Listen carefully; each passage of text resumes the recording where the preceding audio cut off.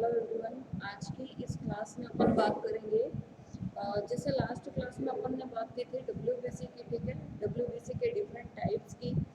जैसे हमने ग्रेन्युलोसाइट को पढ़ा। ठीक है, ग्रेन्युलोसाइट को पढ़ा। ग्रेन्युलोसाइट में तीन अलग अलग सेल्स को पढ़ा, इओसिनोफिल्स, बेसोफिल्स एंड न्यूट्रोफिल्स को। जबकि ग्रेन्युलोसाइट में हमने पढ़ा लिम्फोसाइट को और मोनोसाइट को। आज हम बात करेंगे तीसरे प्रकार की जो सेल होती है। ठीक है, वो कौन सी होती है? प्लेटलेट या फिर थ्रोम्बोसाइट्स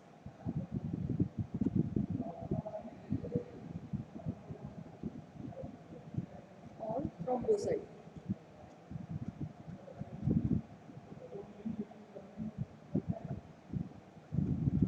ठीक है, जिसको हिंदी में हम क्या कहते हैं? बिम्बाणु भी कहा जाता है। अब हम देखते हैं इसकी आकृति कैसे होती है। तो ये गोलाकार हो सकती है, अंडाकार हो सकती है या फिर छड़ाकार भी हो सकती है। ठीक है, कैसी होती है? यह गोलाकार, अंडाकार या छड़ाकार हो सकती है।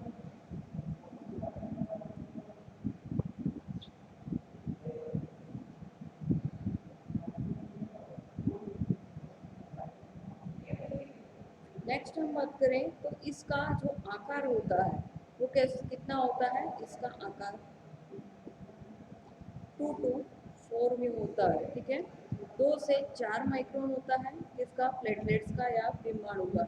लेकिन सक्रिय प्रावस्था में ये इनका आकार कैसा हो जाता है? बड़ा हो जाता है। जब ये एक्टिवेट हो जाते हैं तो इनका आकार कैसा होता है?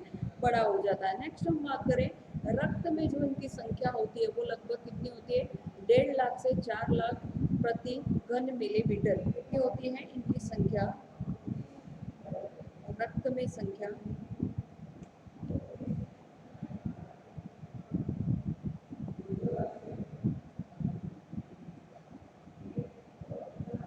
4 लाख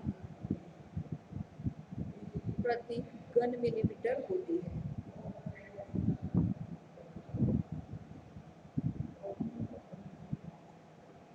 और जब ये आकार में छोटी होती है तो कैसे होती है? सक्रिय होती है। लेकिन जैसे जैसे ये बड़ी होती जाती है तो ये कैसे हो जाती है? निष्क्रिय अवस्था में पाई जाती है। ठीक है, आकार में छोटी होने पर सक्रिय होती है और आकार इनका बड़ा होता है तब ये कैसे हो जाती है? निष्क्रिय हो जाती है। कोशिका द्रव्य में 3 प्रकार की कणिकाएं पाई जाती है जो कि क्या करती है? सेरोटोनिन का स्राव करती है।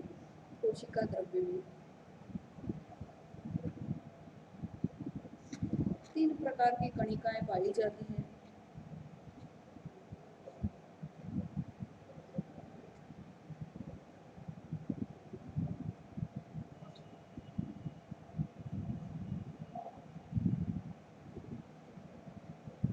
जो सेरोटोनिन का स्राव करती है।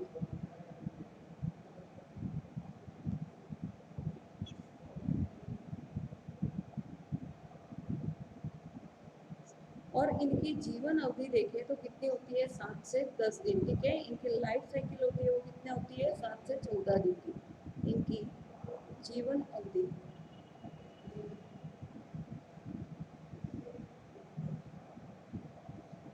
7 से 14 दिन होती है।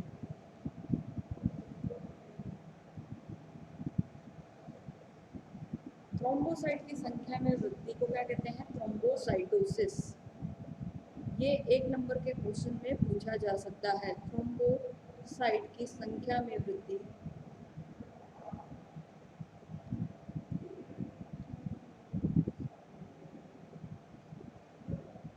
थ्रोम्बोसाइटोसिस कहलाती है।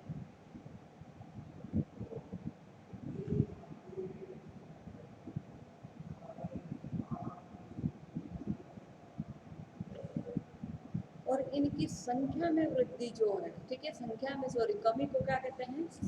थ्रोम्बोसाइटोपिनिया। इनकी संख्या में कमी को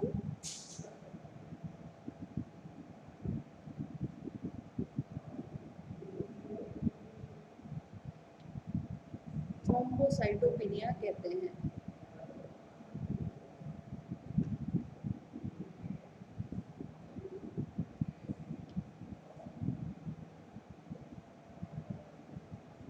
ठीक है, थ्रोम्बोसाइट की संख्या में वृद्धि को क्या कहते हैं? थ्रोम्बोसाइटोसिस। और संख्या में कमी को क्या कहा जाता है, थ्रोम्बोसाइटोपेनिया। अब हम देखते हैं यहाँ पे इनके कार्य। ठीक है, सबसे पहला क्या करता है ये, ब्लड की क्लॉटिंग में सहायक। हम सभी जानते हैं प्लेटलेट जो है वो हमारे शरीर में क्या करती है, रक्त का थक्का बनाने में सहायक होती है। तो पहला कार्य क्या है, रक्त के स्कंदन में सहायक, एग्लूटिनेशन ऑफ ब्लड। दूसरा, ये थ्रोम्बस बनाने में भी क्या करती है, थ्रोम्बस बनाने की क्रिया को, मतलब वही थक्का बनाने की क्रिया को क्या करती है, उत्तेजित करती है। उसके बाद आसंजन गुण होने के कारण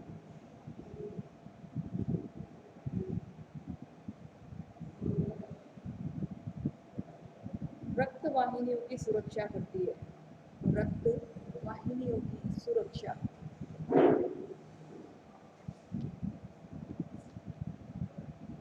ठीक है, आसंजन गुण होने के कारण ये क्या करती है, रक्त वाहिनियों की सुरक्षा करती है। और इनसे स्त्रावित जो सेरोटोनिन है वो रक्त वाहिनियों के व्यास को क्या करता है, घटाने का कार्य करता है। इनके द्वारा स्त्रावित सेरोटोनिन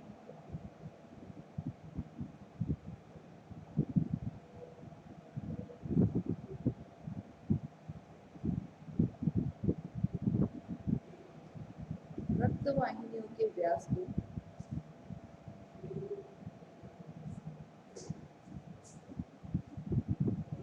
घटाता है।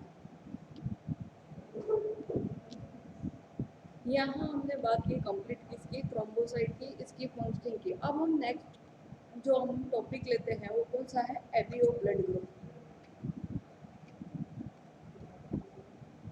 एबीओ ब्लड ग्रुप हम सभी जानते हैं, कार्ल लैंडस्टीनर ने इसको क्या किया, बताया कंप्लीट ब्लड ग्रुप के बारे में। और ब्लड ग्रुप जो है, ठीक है, वो एंटीजन ए, बी और प्रतिरक्षी और प्रतिजन की उपस्थिति के आधार पर इसको किस में डिवाइड किया गया है, एबीओ ब्लड ग्रुप के आधार पर। ठीक है, अब हम इसको देखेंगे यहाँ पे किस प्रकार से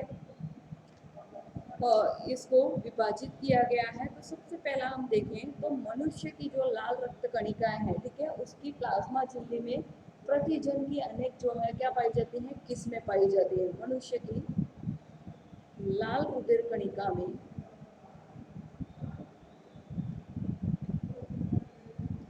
लाल रुधिर कणिका की प्लाज्मा झिल्ली में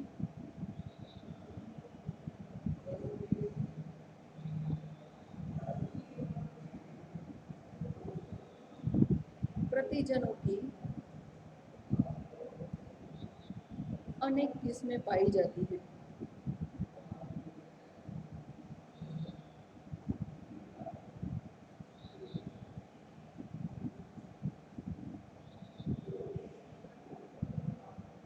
जिन्हें समूहजन अथवा एग्लूटिनोजन कहते हैं।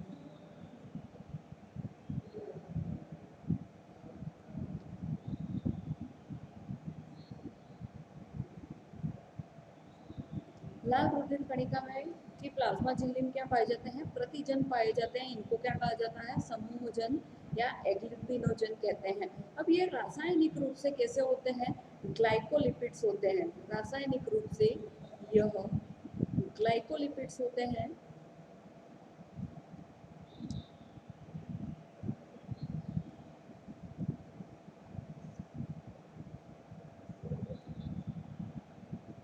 तथा मेंडल के प्रभावी जीनों के रूप में ये क्या होते हैं, वंशागत होते हैं। अब इनमें से सबसे महत्वपूर्ण जो है वो कौन सा है, ए वो बी एग्लूटिनोजन है, जो कि रक्त वर्गों की एबीओ प्रणाली को क्या करता है, जन्म देता है।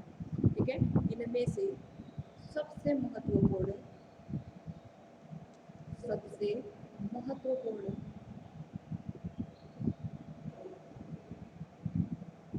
ए एवं बी एग्लूटिनोजन है,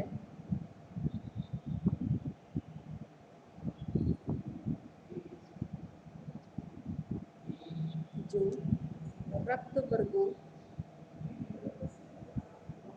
की एबीओ प्रणाली को जन्म देता है।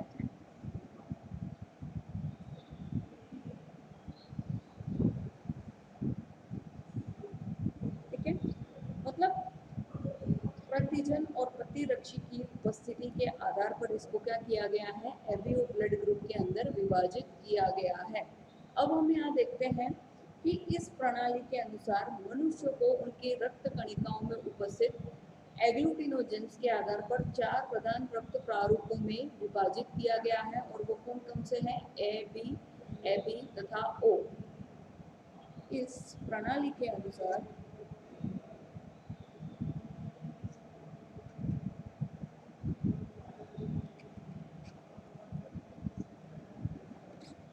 मनुष्य को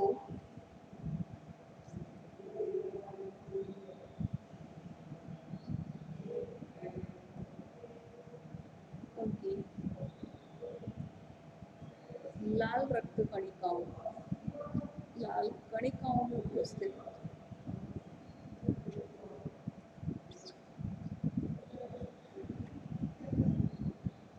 एग्लूटिनोजेंस के आधार पर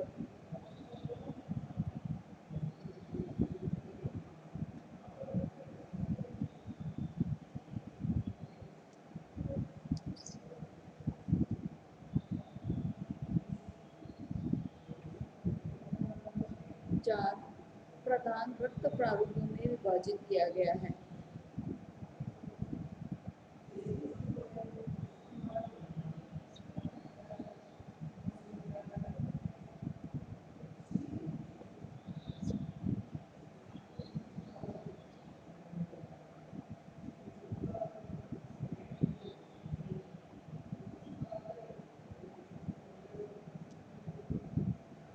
और ये जो रक्त प्रारूप है वो कौन से हैं, ए बी और ओ।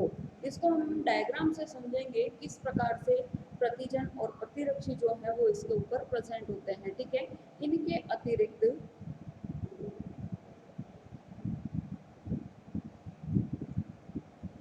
RH, MN, कैल,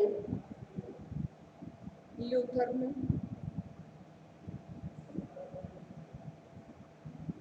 डफी, डिगो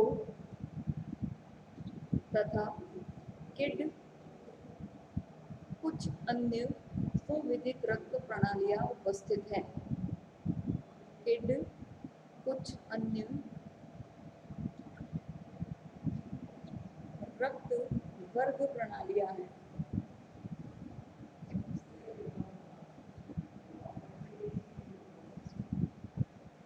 ठीक है।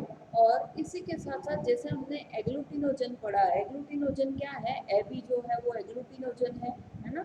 और एग्लूटिनोजन के विपरीत कार्य करने वाले प्रतिरक्षियों को हम क्या कहते हैं, समूहनीन या एग्लूटिनिन कहते हैं। ठीक है, प्रतिरक्षी जो होते हैं उनको क्या कहते हैं, समूहनीन अथवा एग्लूटिनिन। एग्लूटिनोजन के विपरीत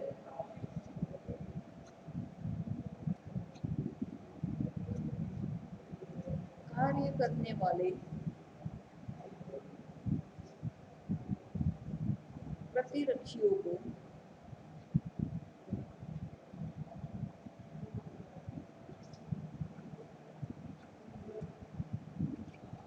समूहनीन अथवा एग्लूटिनिन कहते हैं।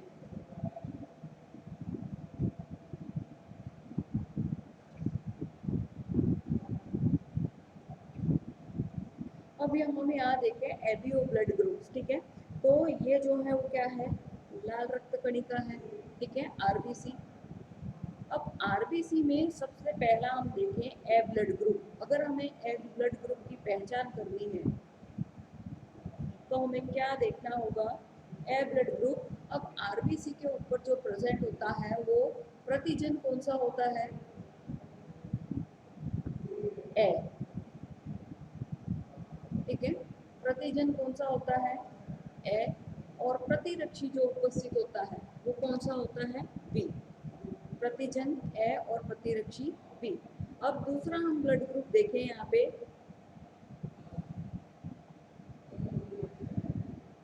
ब्लड ग्रुप बी,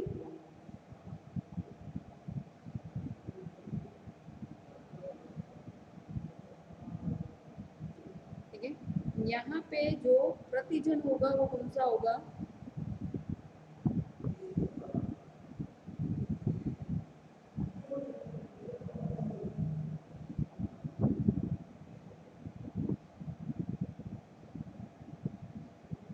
प्रतिजन होगा बी,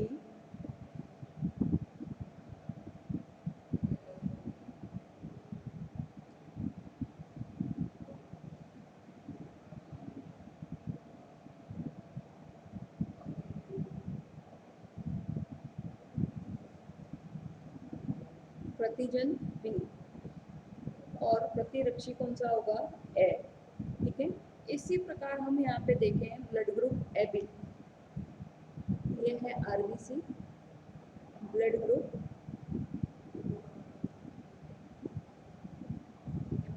ए बी। ठीक है, और ए बी में प्रतिजन और प्रतिरक्षी, ठीक है, प्रतिजन कौन सा उपस्थित होगा, ए और बी, ए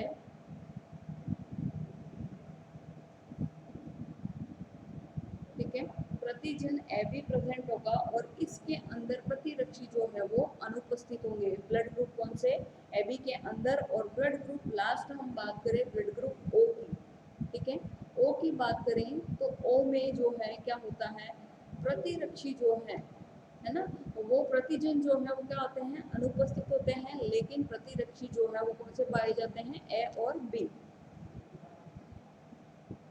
इनके ऊपर प्रतिजन अनुपस्थित, प्रतिजन अनुपस्थित और प्रतिरक्षी प्रेजेंट।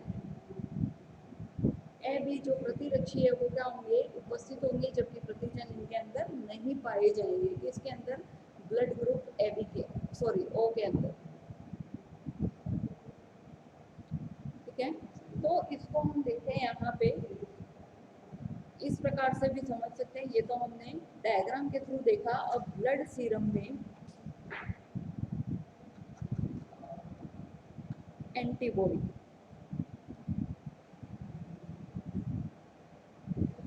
ठीक है, एंटीबॉडी तो ब्लड टाइप देखें हम। सबसे पहला ब्लड टाइप एंटीजन और एंटीबॉडी।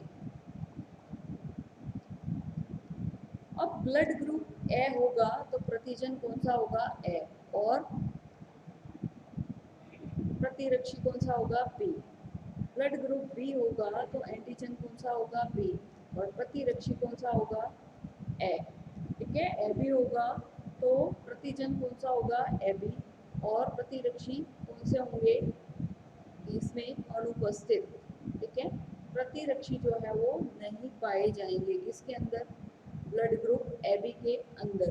ठीक है, नेक्स्ट हम बात करें ब्लड ग्रुप ओ की, तो ओ में जो है वो प्रतिजन जो है वो अनुपस्थित होते हैं और प्रतिरक्षी जो है वो ए एंड बी उपस्थित होते हैं। तो इस प्रकार से हम प्रतिजन और प्रतिरक्षी के आधार पर ब्लड ग्रुप को क्या करते हैं, विभाजित करते हैं, किसके अंदर, ए बी और ओ के अंदर। और आर एच फैक्टर की उपस्थिति के आधार पर हम सभी जानते हैं ब्लड ग्रुप ए बी जो है वो कैसा होता है, यूनिवर्सल रेसिपिएंट होता है, सार्वत्रिक ग्राही होता है। ठीक है, और ब्लड ग्रुप ओ जो है वो कैसा होता है, सार्वत्रिक दाता होता है। मतलब और नेगेटिव और पॉजिटिव को हम कैसे जानते हैं, तो इसके अंदर जो है, ठीक है, आर एच धनात्मक और आर एच ऋणात्मक, इसकी प्रेजेंस के आधार पर हम ब्लड ग्रुप को क्या समझते हैं, पॉजिटिव और नेगेटिव। और कार्ल लैंडस्टीनर ने ही बताया था इसको। ठीक है, और आर एच फैक्टर को बताया किसने, विनर ने।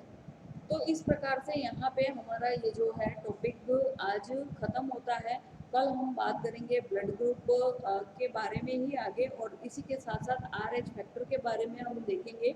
आर एच फैक्टर की प्रेजेंस और एब्सेंस के आधार पर पॉजिटिव और नेगेटिव किस प्रकार से होता है, एंटीजन और एंटीबॉडी की संरचनाएं किस प्रकार से होती है, आपस में किस प्रकार से अटैच होते हैं। ठीक है, और किस प्रकार से इनका एग्लूटिनेशन होता है। तो आज की क्लास के लिए इतना ही। नेक्स्ट क्लास में हम बात करेंगे आर एच फैक्टर की। Thank you so much.